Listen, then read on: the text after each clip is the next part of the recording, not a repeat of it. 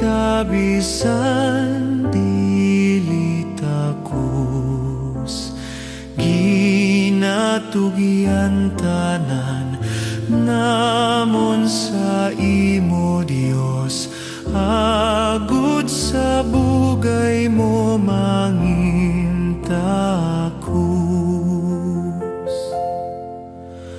Saton manluluwas upod sa Dios, kita magabaskog sa kay Jesus.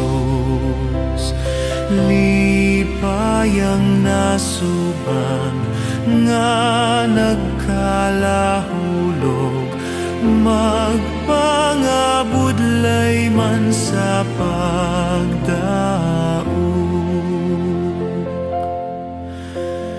Bisan ginalapyo upod sa Dios, mabudlay nga lulan magahapos.